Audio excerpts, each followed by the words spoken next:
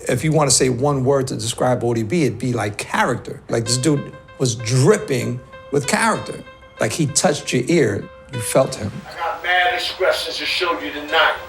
It's the ODB, kid. His ability to do that no one had the balls to do. He did what he wanted, right? You could not contain his creativity. And this life that I'm living is bang. He wasn't going to be boxing. He was kind of like on some Bruce Lee, Jeet Kune Do.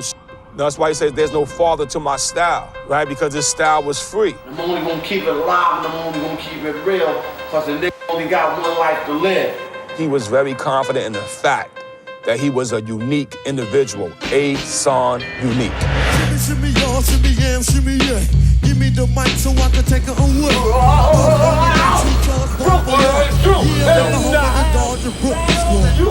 The name of the album, man, is we're gonna return it back. Just 36 change.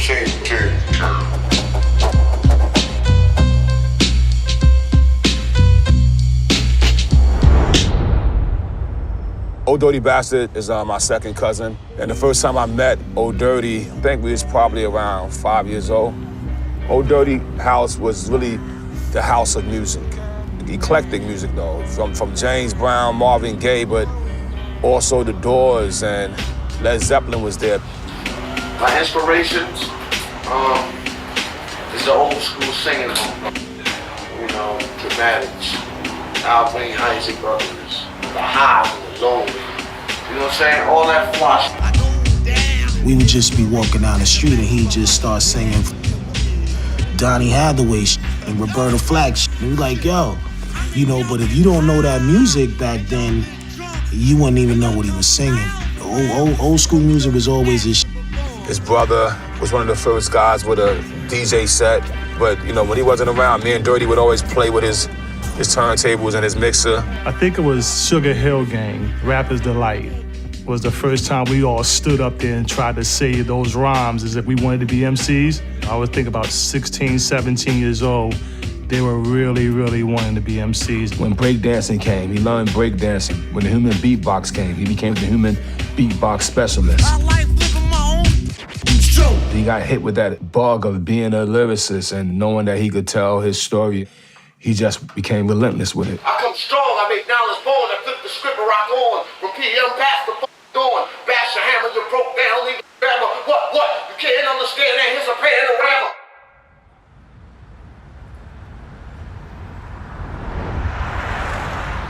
These dudes used to run around and do battles and all that, go to different cities, and Dirty was the front line. He was so passionate about what he was doing back then, it made me even feel like this might be something that I think that I can get involved with too one day. From the age of 14 to 18, we was into the streets, into hip-hop. Like it wasn't easy to grow up in these rough streets of Brooklyn. I don't care what was your nationality, but that molded the individual, that molded that Brooklyn Warrior MC vibe. The only way you couldn't flex in Brooklyn was going to the zoo, because you can't make no money without going to Brooklyn Zoo. Me and Dirty would get on the train and we'd ride to the Bronx. We'd ride to your school. We'd show up at your school like samurai. And I think that battling personality, it led me to understand, like, we're Wu-Tang. You know what I mean? The best swordsman. I just started, you know, talking to Dirty, talking to Jizza, and pitching this idea, like, let's be this. We taking y'all back to the battles, you know what I'm saying? Battles with handcuffs. I mean, we from that generation flashing back. You know what I'm saying? This is that Wu-Tang slang right here. Dirty bastard from the Wu-Tang squad. Can I get raw? Yes, I get dirty to the floor. Rhyme hitting on your mind. You can never... So when we first met, it was right off the back that he's into rap. We met at a Sweet 16 party in Linden Plaza. He told me his name was Unique, and he was trying to explain Unique a son of law, and I'm like, what are you talking about? My name is Tracy. That became when he got knowledge of himself. He started studying mathematics, that he chose the name A-Son Unique. He just was very, very studious. At the same time, it was just coming of age with, you know, finding the woman that would become his wife. I lived in Building 4 at the time. He lived in Building 1. Well, behind Building 4, me and him was walking. It was a rainy night. So we're walking back there, and it's like a puddle of water. He took his jacket off so I can step on his jacket to step over the puddle. And I'm like, why did you do that for? Now your jacket is all wet. He just was showing me the type of person that he is. And I'm like, wow, nobody never, like, what the hell is this all about? Like, he already knew what he wanted. And he wanted me to be his wife. I'm like, how? We just meet, and what are you talking about? He's like, no, you're the one, you're the one. We was always together as a unit. We was a little army. That's how we moved, you know? He wanted everything perfect. That's how he was with his life. He wanted everything perfect with his wife and children. My father gave us this special approach to the world that we was born in. He was like, okay, this is who we gonna be. And that's to teach and also respect. He was real strict with studying lessons, and that was the lessons, the Nation of Islam. His knowledge, wisdom, culture, freedom, power, refinement, equality, God, build, destroy, born, knowledge, cipher. A lot of Old Dirty's actions was based on those 12 jewels and how to get those in as many people's hands and lives as he can. And I'm not here to destroy him, on here to build. You know what I'm saying? I got some that's gonna break down the devils, and I got some that's gonna build up the gods and earths. That's all I got. When you think about the 90s hip-hop scene, and you think about radio stations, you know, playing very little hip-hop, and one station being really a prominent location was Stretch and Barbito. From 1990 to 1998, myself and DJ Stretch Armstrong had a radio show. It wound up becoming this platform for a number of unsigned and up-and-coming artists, Nas, Biggie, Wu-Tang. To get a chance to freestyle on that station was definitely like the wick, the light, the torch to your success. We let RZA rhyme, and he had somebody with him who was named Ason Unique. All right, so for the listeners that don't know, this is Ason. And Ason gets on the mic. This was on some real magic because he started singing Tommy by The Who. And I'm looking at Stretch like, what the is going on? But like, he was lovable like immediately, you know? And then he starts rhyming, I'm the one man, Army Ason, I've never been taken out, you know, which years later becomes his crowning verse on Brooklyn Zoo. I was an avid listener to Stretch and Barbito show. And he was up there and I heard him and I was blown away. It was spectacular. Hip-hop to me is like a what's the good? My specialty. Dante Ross, he was listening that night that the group was up there freestyling. He's at a club, he's going home, he hears ODB, tells the cab driver, chill, take me up to 114th Street and Broadway. He comes up, he meets ODB, and the rest is history. He was there with RZA, told him I wanted to sign him, and I told RZA to come to my office, and he came a couple days later. And that's how ODB got signed. Well, good legend, you know what I mean? You can't sign a record deal that easy, okay? Yeah, you're like, hey, this sign right here, your whole life is gone. No, we got lawyers and all that. I told him I wanted to sign Method Man and Dirty as a group. And I told him they would be the new EPMD or Run DMC. And he was like, yo, that's an ill thought, but I'm not doing that. He told me exact words were, I'm gonna put Meth with Russell and them over there, meaning Def Jam. And then he pointed out my wall and he said, but I'm gonna put Dirty with the Gods. He pointed out a brand Nubian plaque because they were 5%ers. Dante Ross, I thought of him as an A&R and Electro Records. I thought it was something that could be good for Dirty, right? Because Electra was doing well with hip hop, but they didn't have a gold artist. They didn't have a platinum artist yet in hip hop. In my mind, I was like, oh, Dirty will be that.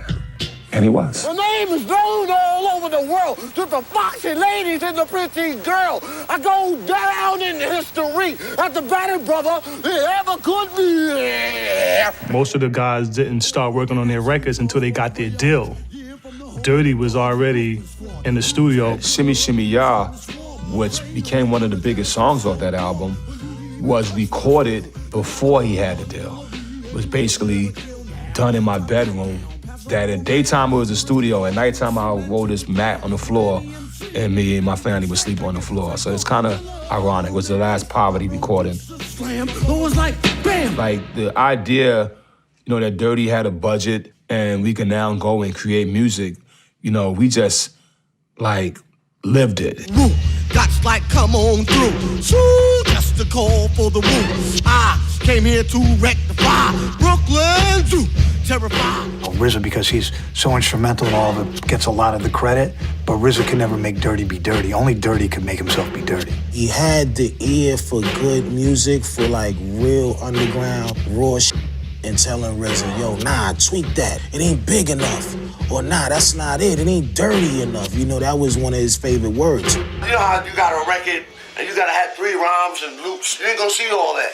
You're just gonna see songs, you're gonna see music. You're gonna see basic shit that's gonna hit you in your ears. As an album, sonically, you'll notice it really has the most bass of the earlier Wu-Tang albums. We played with the bass on that album. He wanted the bass, you know? Boom, boom, boom, boom. It's like he loved the bass that a rugged, dirty hip-hop Brooklyn club would give you. Every day coming and playing his record so loud. Like he would just blast it like at an inhuman levels of volume.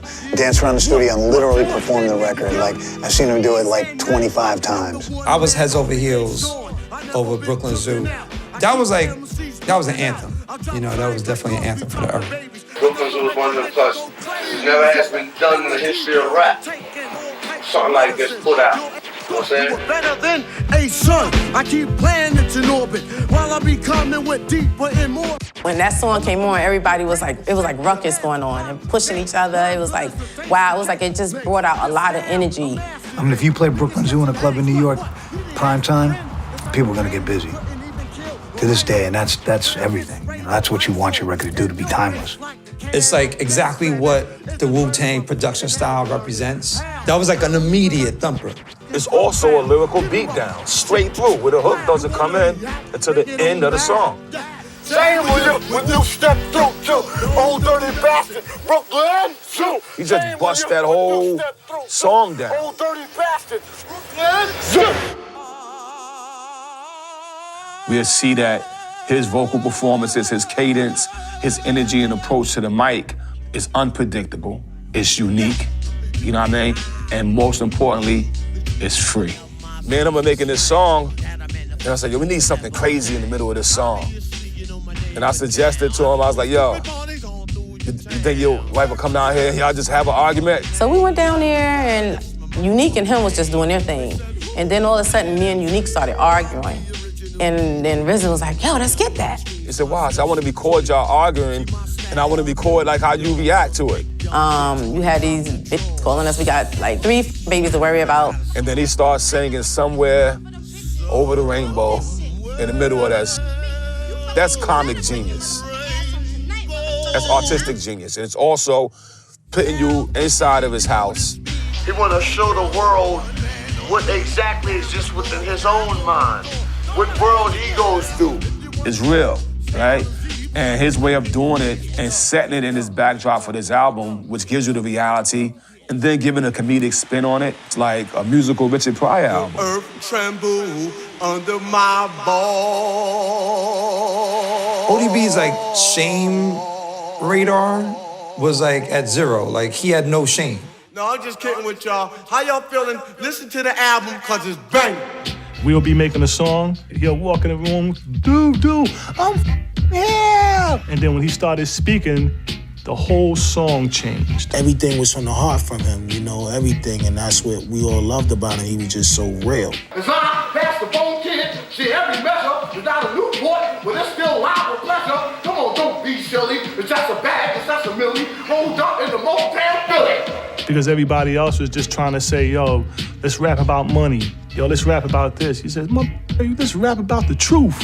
You know, when you see that album artwork and you see that welfare card, that's a reflection of showing that a lot of our people are here in this position. And a lot of our people have children that need food, clothing, and shelter. The record cover is an example of his genius.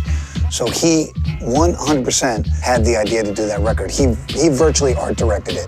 He took my welfare card, and I didn't want him. I'm like, what are you doing? He's like, no, we're gonna do this. I'm gonna put this on my album. I said, you can't put that on your album. And he was like, yo, God, this is gonna be my album cover. But he made it like, I'm on food stamps, but I'm not proud of it. But if I'm on food stamps, I'm gonna get mine. And he wanted everybody to know that it's nothing to be ashamed of. People need help. It's like this, man. You know, I remember back in the days you had KRS-One, you know, he was coming telling people to get off welfare. For what? Why are you telling people to get that? Why? What's wrong with getting welfare? Yeah, oh yeah. Baby, come on. album was the introduction to what the world was gonna see him as really being, and he knew it. He stayed exactly who he was in 1990, 91. That's the same person that you saw selling a million records. And that is hard to do. Y'all only got the times when he was just, all that. It's so deeper than that. And then when you think about what he felt personally about life, Dirty cared about his people. People wonder why he didn't leave Brooklyn. It's because he cared about people. He always knew that we would rock the world back then, you know what I mean? At the age of 22, he gave us all a sense of confidence when it come to touching that mic. You know, what he wanted at the end for us to realize is that don't be afraid. And that's what I miss about him. What he did continues to inspire and influence artists for generations. I'm living proof of it. Like, I only got this from him, so he can never die. Wu-Tang is on the brain. Yo, peace, man. Old Dirty Bass out, man, and I'm out. Yeah. Sometimes, right, if you're blessed and you have love for a person, that person appears in your dreams. And when they appear in your dream, they're vibrant, they're funny, and you enjoy the dream as almost living life. And I'm fortunate to say that Dirty pops in my dream with a 40 ounce, and we still chase girls in my dreams, y'all. I just want to let y'all know I got love for you. I got love for everybody.